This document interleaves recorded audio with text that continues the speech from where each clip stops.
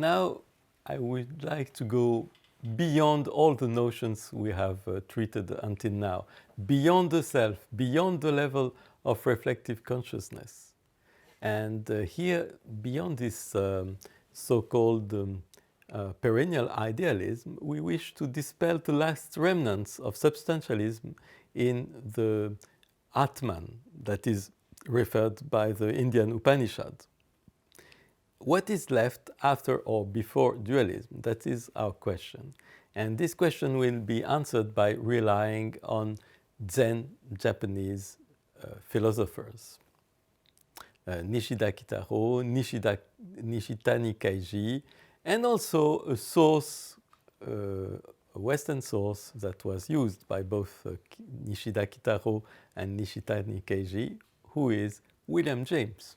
The notion that was crucial to the beginnings of this philosophy of the Kyoto School, the school of Japanese Zen-inspired, at least, philosophy, this notion that was at the basis of this philosophy is the pure experience of William James in his writings called the radical empiricism. So according to William James, from the standpoint of pure experience, there is no such thing as an object separated from the subject. Okay, so the first feature of pure experience is that it is non-dualist. There is no separation between object and subject.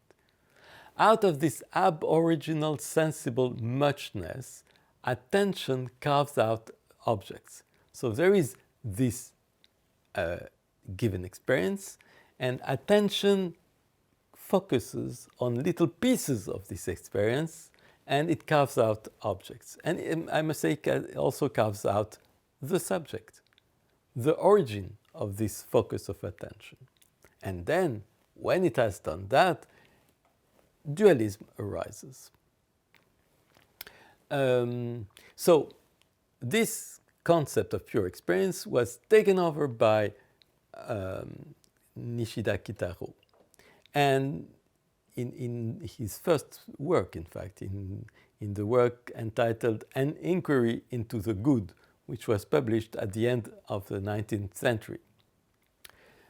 According to Nishida Kitaro, to experience means to know facts just as they are, without fabrication. What we usually refer to as experience is usually adulterated with some sort of thought.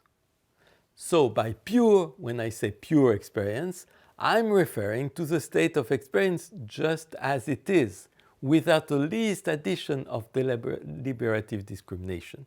So the difficulty here is to suspend all this set of intellectual fabrications and to leave things as they are, to leave experience in its purest state, in its pristine state.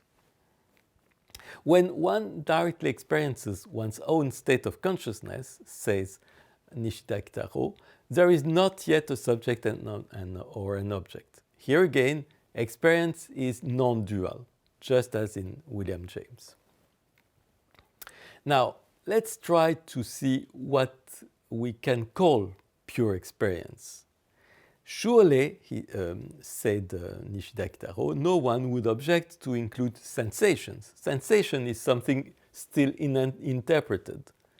There is an explosion of sensation, a presence of sensation, but usually you don't immediately say, oh, this is the red of a rose.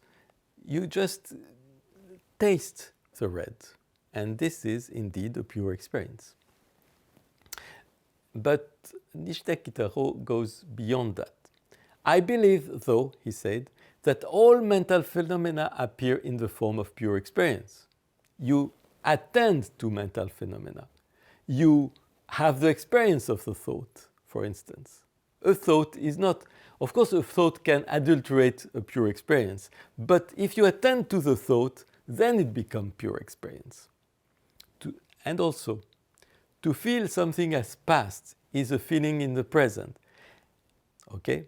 So even a memory can be an experience of it. And therefore, you can say that even going towards the past and the future, or having thoughts and so on, can still be incorporated into this state in which you immediately attend to your own pure experience. It's not necessary to undercut thoughts, to annihilate the pulsions towards the past and the future. You just have to see things as they are, including memories, including projects, including thoughts. This is almost a method for meditation, I must say. According to these thinkers, in order to get to this pure experience, you have to make a continuous and decided attempt at dissolving the self.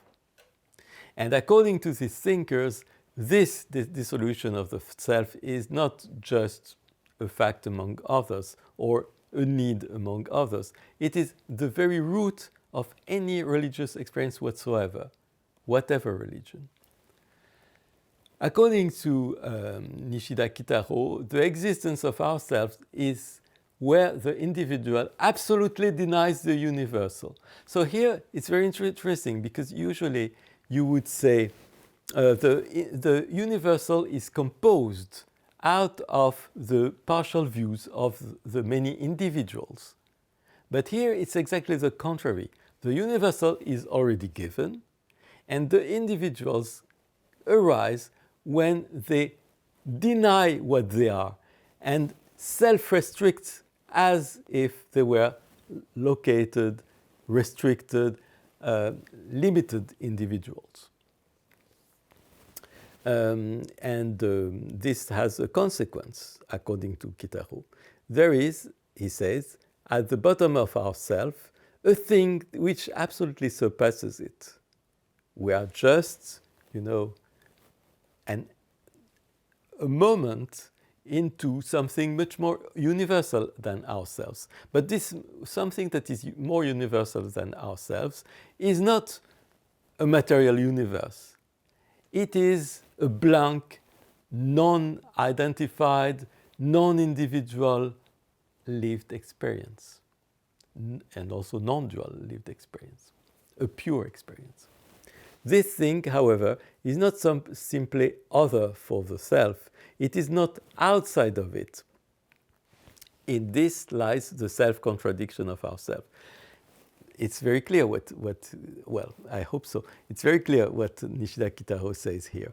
This thing that surpasses ourself is not other. It's not something else. It's not a universe, a material universe or something else.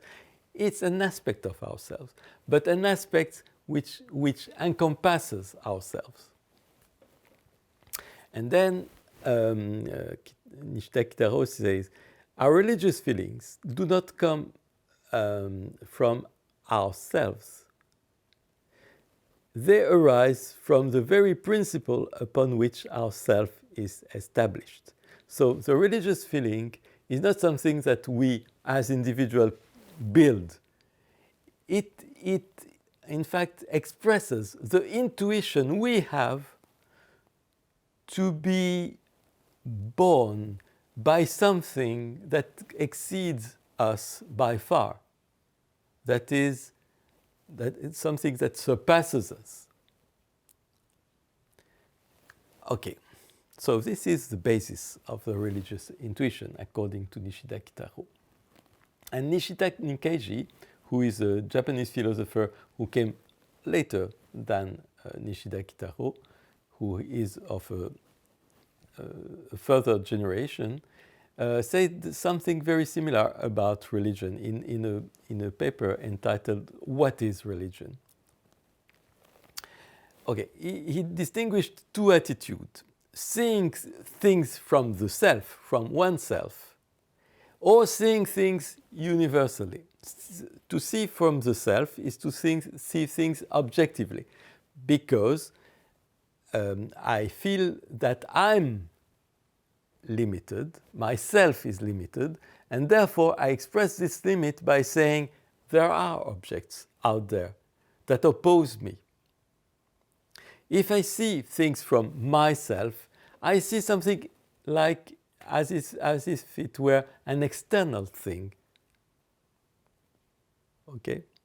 But according to Nishida Nikkeiji, religion reverses completely the relationship that places ourselves at the center as the purpose of all the rest.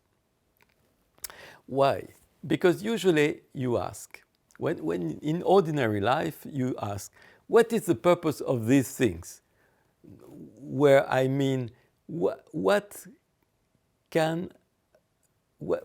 use can I do of them? How can I use them for my own purposes? For instance, this is a table. This table can be used to posit bottles and plates and so on. So everything is subordinate to my needs. And my interpretations of the items of experience comes from the fact that I am looking for things that can be useful for my purposes. But in religion, it's exactly the contrary, because religion begins where the question arises of knowing for what purpose we ourselves exist. In this case, we are no longer the purpose of everything, but rather the contrary. We ask, why am there?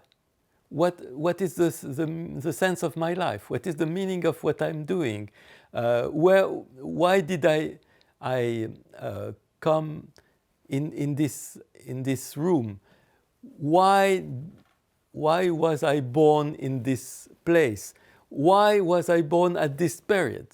And here we completely revert the order of priority. The self is no longer the priority. The self is no longer determining the meaning of everything, but rather the contrary. The self asks itself, what is the meaning of myself? Okay? And this question can no longer come from myself. It necessarily comes from what is bigger than myself and is encompassing myself. And hence the frequent belief in something transcendent. But this something transcendent is not something different from me. It's just what is bigger than me, and I feel when I realize my limitations and when I raise the existential questions. To these philosophers,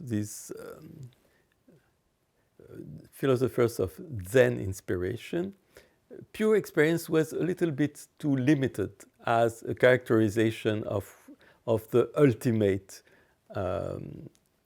milieu in which we move and which is bigger than ourselves.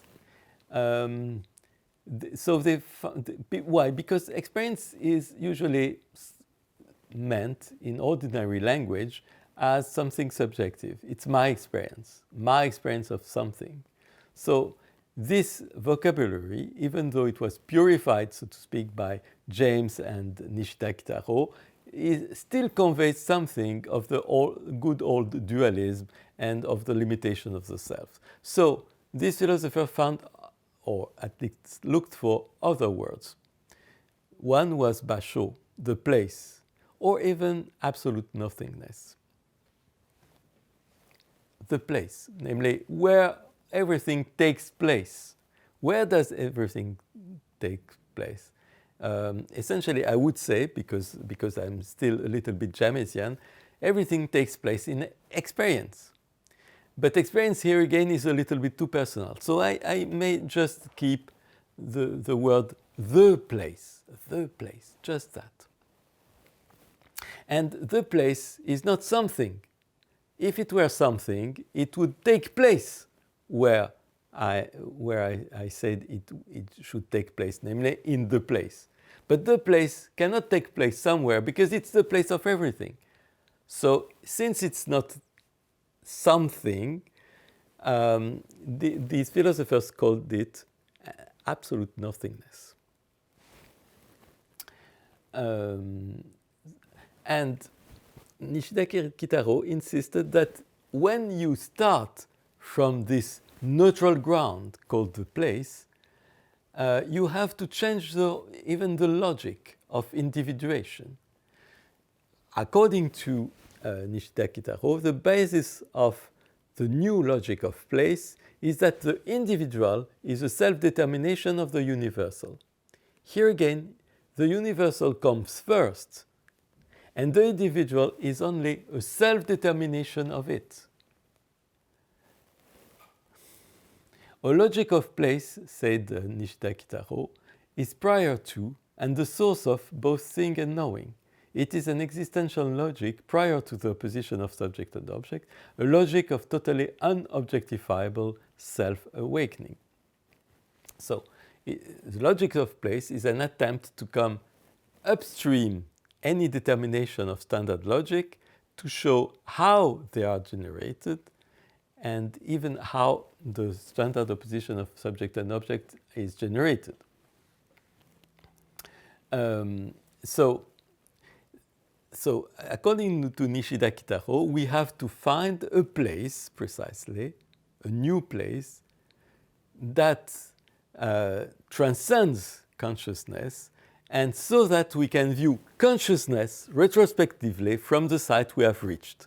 So here it's very cryptic, but in fact you can understand quite easily this sentence from the standpoint of a good practice of meditation, in which you try to step backwards in order to see the whole set of events of your ordinary conscious life as if they were presented to you, namely from the site we have reached. From which site? From the place, or from absolute nothingness. Okay? So this self-awakening, namely this awareness that the whole of consciousness, the whole of conscious life is still something that is given from the standpoint of something that exceeds it, such as the place or absolute nothingness. Self-awakening is the fact that the plane of consciousness, the plane of the relationship of mutual segregation between the inside and outside, is overcome subjectively, and the fact that the nothingness opens at the foundation of the inside and outside. So the foundation of the duality between inside and outside is not a thing, but a place. Not something, but nothingness. Okay? Having thus exceeded the plane of self-awareness in the place of nothingness, this openness, this place, this space in which the whole of the consciousness, the conscious life can be observed, beyond the distinction between inside and outside, the self is subject to doubt. There is doubt about the subject, about the self. There is doubt about its inherent existence. There is doubt about its ability to maintain itself and to have a permanent existence. But here, of course, since there is doubt about the self, it cannot be the self who doubts, contrary to René Descartes. It is not the I who doubts. In Buddhist terms, says Nishida Nikkaiji, in Buddhist terms, what doubts is pure doubt. And it's doubt as samadhi.